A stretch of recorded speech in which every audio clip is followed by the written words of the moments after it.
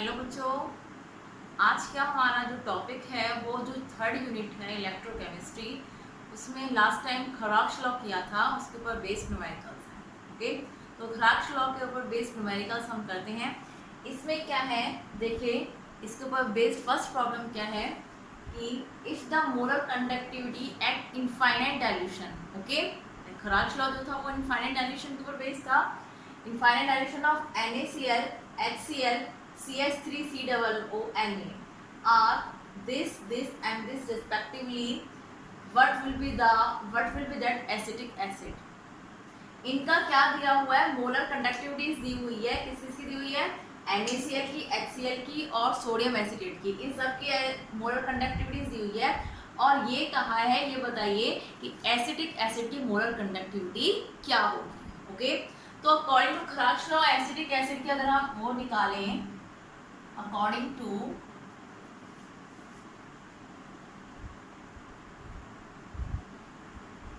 खराक्श law, अगर हम acetic acid यानी CH3COOH इसका इनफाइनाइट डाइल्यूशन मोलर कंडक्टिविटी अगर हम निकालें तो क्या होगी?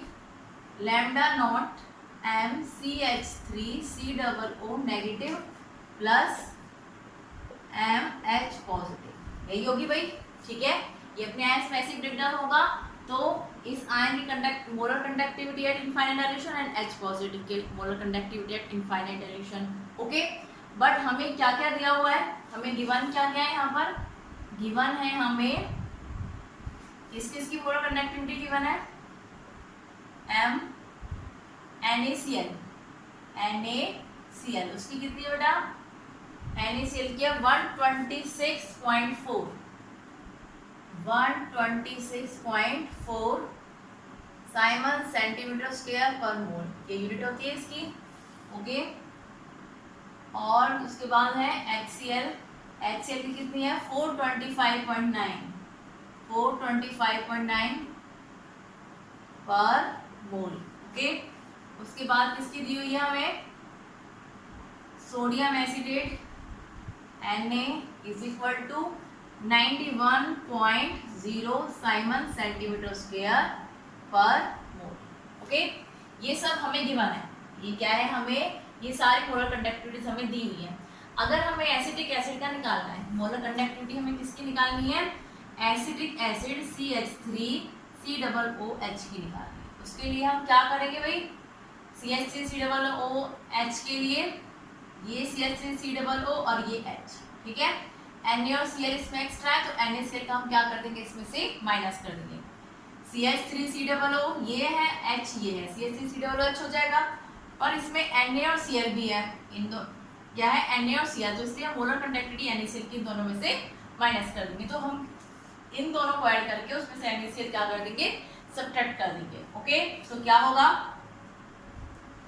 Molar conductivity at infinite dilution CH3COONA plus molar conductivity at infinite dilution HCl minus molar conductivity at infinite dilution NaCl। Okay, ठीक है। CH3COOH और Na और Cl की हमने मोलर कंडक्टिविटी इसमें से सब्ट्रैक्ट कर दी, माइनस कर दी। क्लियर? तो क्या होगा ये? इसकी क्या है? 91.0 प्लस 425.9। ओके, NaCl कितना है? 126.4, ये सब्ट्रैक्ट कर देना है। इन दोनों को ऐड करिए, 425.9 एंड 91.0, ये कितना हो जाएगा? 9, 6, 11 और ये 5, यानी ये हो जाएगा 516.9 माइनस 126.4, 126.4 इसमें से सब्ट्रैक्ट कर दीजिए। 5, 0, 11, 2 कितना गया? 9 एंड 4, 3, 390.5, ये आ गया 390.5 साइमन सेंटीमीटर स्क्वायर पर मोल। ओके, तो ये आ गई एसिटिक एसिड की molar conductance at infinite dilution. Clear? Okay, तो ऐसे हम क्या कर सकते हैं, किसी भी आपने देखा होगा कि खराक्श लॉ की फर्स्ट एप्लीकेशन ये थी कि ये जो होता है वीक इलेक्ट्रोलाइट की molar conductance at infinite dilution निकालने के लिए यूज किया जाता है। ठीक है, तो एसिटिक एसिड क्या है आपका, वीक इलेक्ट्रोलाइट है। तो यहाँ पर हमने क्या किया, वीक इलेक्ट्रोलाइट यानी एसिटिक एसिड का molar conductance at infinite dilution हमने यहाँ से मेजर किया है, कैलकुलेट किया है। ठीक है भाई, आ गया। ओके, चलिए एक जगह ऐसी इसके ऊपर बेस्ड, खुराक शॉक ऊपर बेस्ड ये प्रॉब्लम्स आती हैं। और देखते हैं नेक्स्ट प्रॉब्लम की तरफ चलते हैं।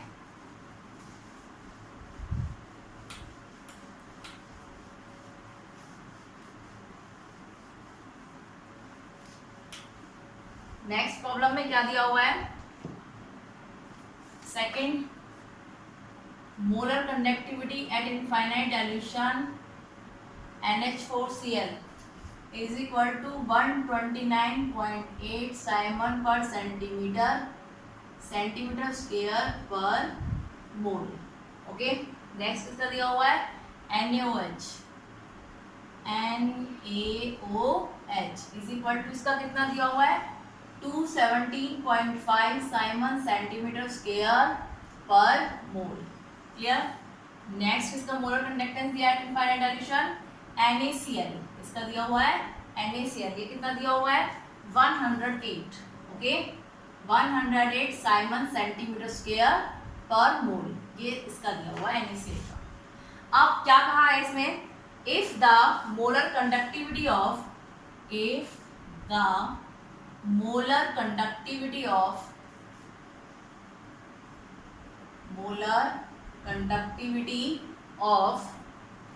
0.01 m, मोलरिटी दी हुई है ये। ठीक है, solution of NH4 sodium hydro NH ammonium hydroxide NH4OH is 9.33 siemens centimetre square पर मोल। ओके, कितना दिया हुआ है 9.33। तो क्या कहा है इसमें, what is the, first point हमें कैलकुलेट करना है, what is the percentage dissociation of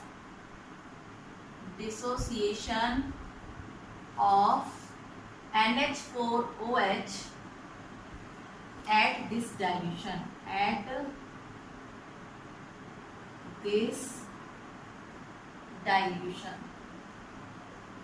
ठीक है, फर्स्ट पॉइंट तो ये पूछा है। सेकंड पॉइंट क्या पूछा है इसमें, कैलकुलेट द डिसोसिएशन कांस्टेंट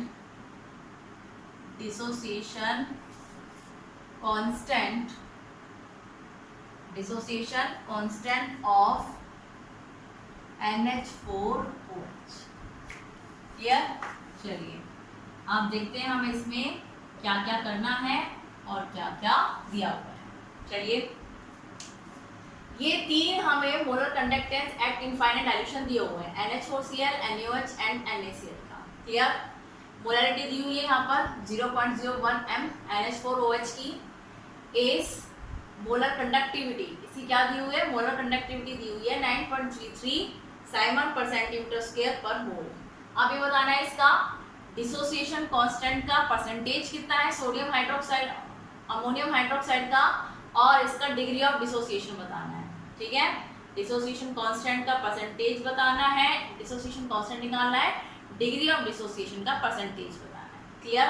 तो डिग्री ऑफ डिसोसिएशन निकालने के लिए क्या है आपका, डिग्री ऑफ डिसोसिएशन जो होता है अल्फा, उसमें क्या होता है डिग्री ऑफ डिसोसिएशन में lambda naught m upon lambda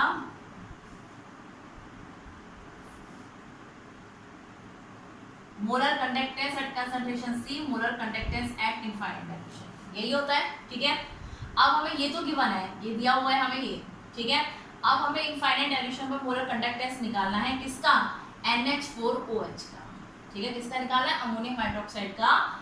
infinite dilution पर मोलर कंडक्टेंस निकाला हुआ है, कंसंट्रेशन C तो दिया हुआ है, कितनी कंसंट्रेशन पर 0.01 m कंसंट्रेशन पर तो दिया हुआ है। ठीक है, बट हमें ये नहीं दिया हुआ, ये हमें निकालना है। क्लियर। तो पहले हम सबसे पहले इनफाइनाइट डाइल्यूशन पर अमोनियम हाइड्रोक्साइड की मोलर कंडक्टेंस निकालेंगे। ओके, तो निकालिए लैम्डा नॉट m NH4OH। उसको निकालने के लिए आप क्या करोगे भाई, ये जो हमें मोलर कंडक्टेंस दी हुई है इनका हम यूज करेंगे। क्लियर? तो इनमें हमें यूज करना है NH4OH का निकालना है। तो क्या करोगे आप, NH4OH का निकालने के लिए क्या करोगे, इन दोनों को ऐड करके इसको उसमें से सब्ट्रैक्ट कर दोगे। ठीक है, यही करेंगे आप। तो क्या करेंगे, infinite dilution molar conductance NH4Cl plus molar conductance at infinite dilution NaOH minus molar conductance at infinite dilution NaCl। यही हम करेंगे। देखिए NH4 यहाँ से, OH यहाँ से, क्या क्या एक्स्ट्रा है, एक Cl एक्स्ट्रा है, एक Na एक्स्ट्रा है। ठीक है, तो Na और Cl की मोलर कंडक्टेंस को हम इनमें से माइनस कर देंगे, सब्ट्रैक्ट कर देंगे। क्लियर? इसका मोलर कंडक्टेंस कितना है 129.8 प्लस NaOH का कितना है 217.4, सब्ट्रैक्ट किसका निकाल करना है हमें 108 NaCl का है। क्लियर? करिए इन दोनों को ऐड, 129.8 217.4 कितना हो जाएगा, ये 12 1 10 17 4 और ये 347.2। ओके, माइनस 108 को इसमें सब्ट्रैक्ट कर दीजिए, 2 9 3 एंड 2 3 2। ठीक है, 239.2 साइमन सेंटीमीटर स्क्वायर पर। क्लियर? चलिए ये आ गया इतना।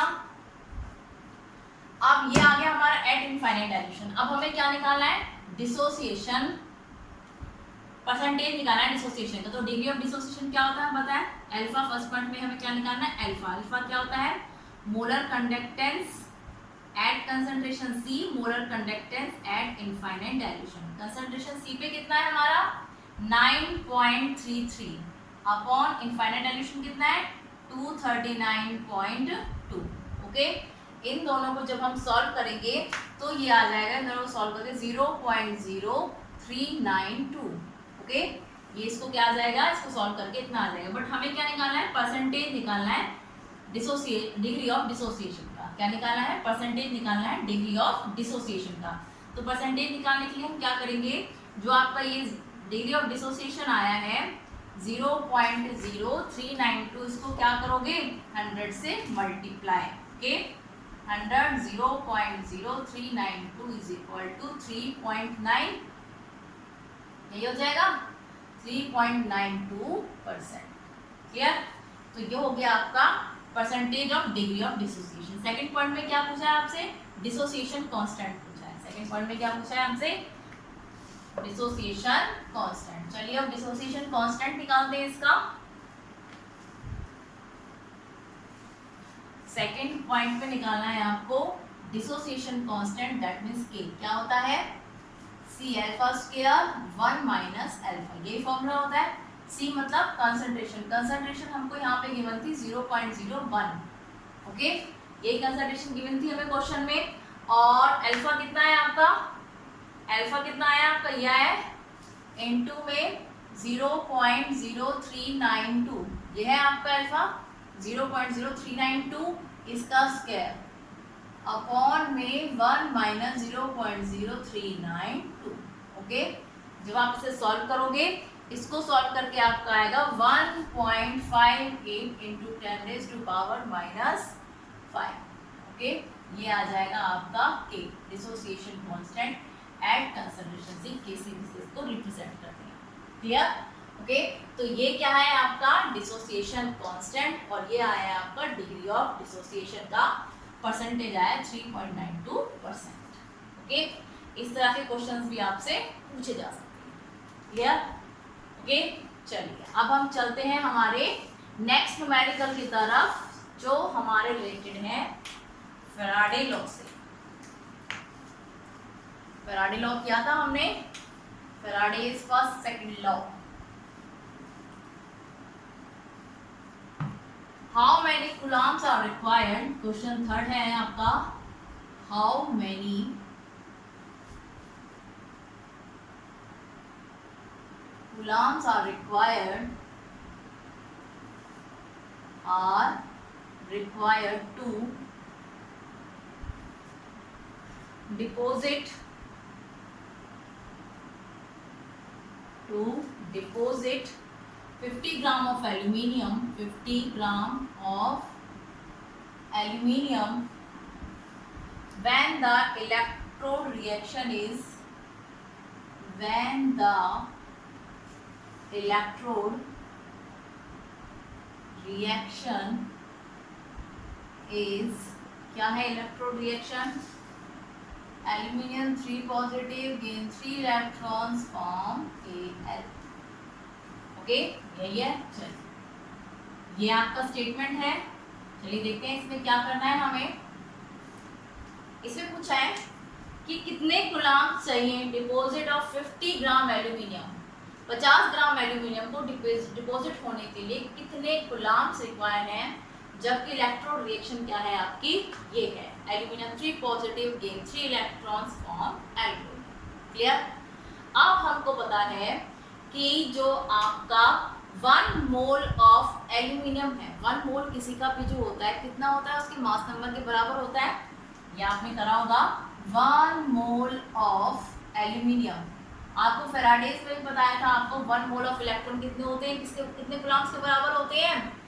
96500 96,500 कूलम्ब के बराबर होते हैं 1 मोल ऑफ इलेक्ट्रॉन। ठीक है, तो 1 मोल ऑफ एल्यूमिनियम कितने के बराबर होगा? 3 इलेक्ट्रॉन्स है यहाँ पे, तो 3 × 96500 96,500 कूलम्ब के बराबर होगा। ठीक है, और किसके बराबर होगा? 27, यानी एल्यूमिनियम के मास ग्राम के बराबर होगा, मास के बराबर होगा, ग्राम मास के बराबर। ठीक है, तो ग्राम इसका ये हो गया।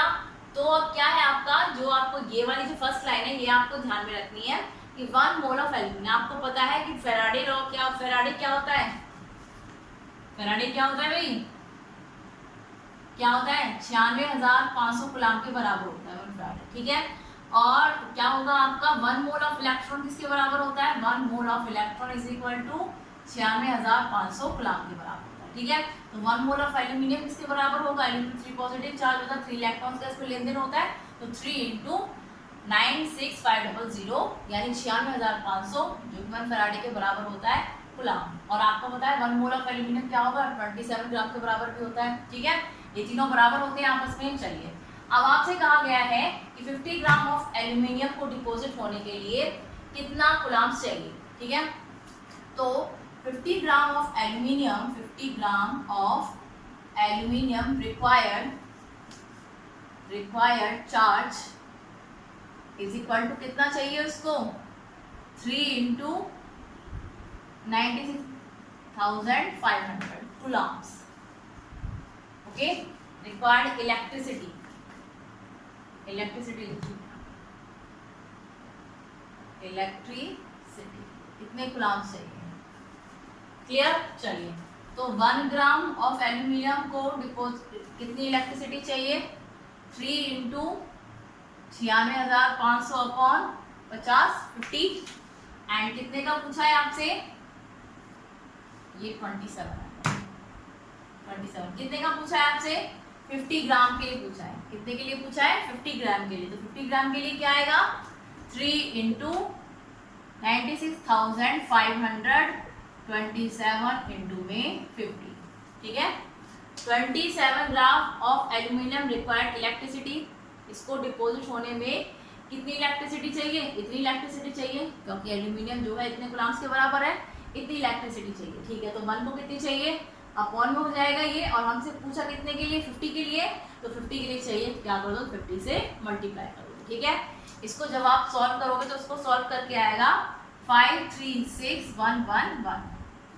ओके, कितने में, किसमें है ये आंसर? आपका कूलम्ब्स में चल रहा था, तो ये क्या आ जाएगा? आपका कूलम्ब आ जाएगा, यानी कि आपकी 50 ग्राम एल्यूमिनियम को डिपॉजिट होने के लिए 536,111 कूलम्ब इलेक्ट्रिसिटी की जरूरत हो। क्लियर?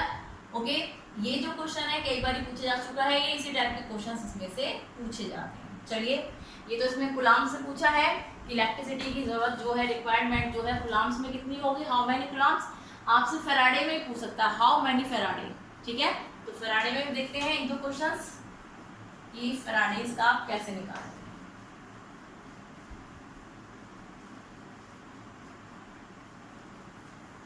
चलिए देखिए next, how much electricity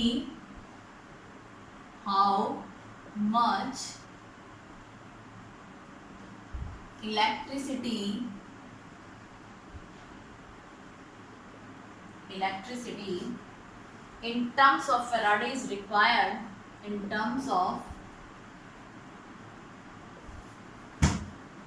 Faraday is required to produce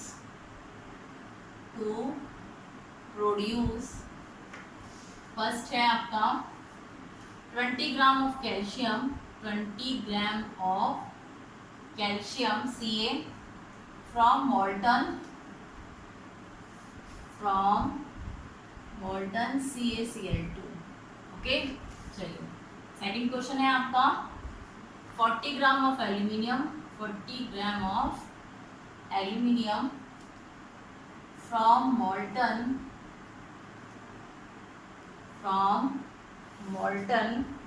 Al2O3. चलिए ये हमारी स्टेटमेंट है, देखते हैं इसमें क्या पूछा है, क्या करना है आपको। देखिए कितनी इलेक्ट्रिसिटी चाहिए in terms of Faraday required to produce, ठीक है। 20 gram of calcium from molten CaCl2, 20 gram calcium के लिए निकालिए हाउ मच इलेक्ट्रिसिटी फेराडेज में, 40 ग्राम एल्यूमिनियम के लिए निकालनी है how much electricity in Faraday's.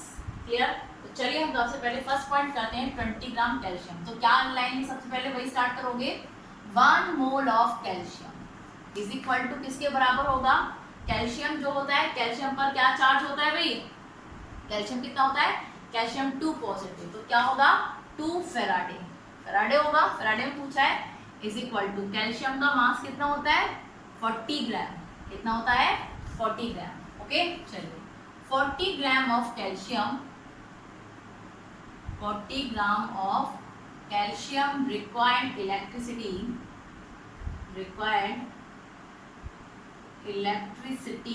Is equal to कितनी इलेक्ट्रिसिटी रिक्वायर्ड है इसको 2 Faraday. Clear? Okay 1 gram of calcium required electricity 2 Faraday upon 40।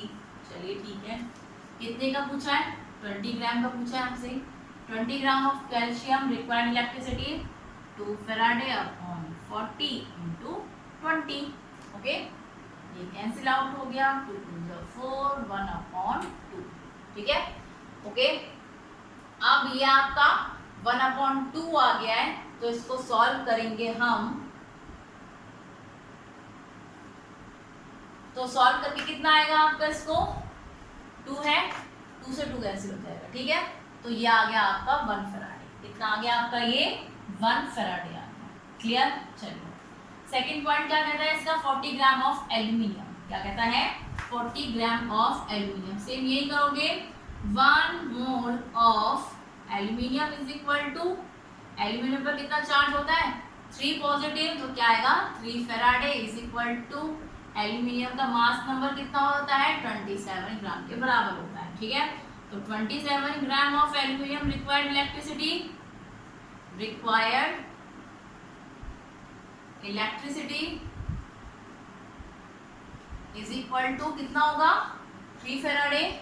Okay, and 1 gram of aluminium required electricity 3 Faraday upon में 27। Okay, and कितना पूछा है हमसे 40 ग्राम, कितना पूछा है 40 ग्राम, यही कर देते हैं। चलिए कितना पूछा है 40 gram, and 40 gram of aluminium required electricity कितना हो जाएगा, कितना हो जाएगा भाई 3 फेराडे अपॉन 27 इंटू कितने का पूछा है 40। ओके, तो इस फेराडे को हम यहाँ लिख देते हैं। क्लियर? चलिए ये कितना हो जाएगा 9 का, एंड 40 अपॉन 9 कितना हो जाएगा, ये 40 अपॉन 9 कितना होगा 4.4 4, हाँ जी, ठीक है, और पीछे फेराडे। क्लियर? तो ये हो जाएगा 4.44। ओके, चलिए, तो ये हो गया हमारा इसी टाइप के, इसमें फेराडेज लॉ में फेराडे से रिलेटेड क्वेश्चंस पूछे जाते हैं इसी टाइप के। तो फेराडे में पूछे सकते हैं, कूलाम्ब से पूछे जा सकते हैं, क्रॉक्स लॉ के जो न्यूमेरिकल्स हैं जिस टाइप से पूछे जाते हैं वो, ठीक है। Okay, thank you.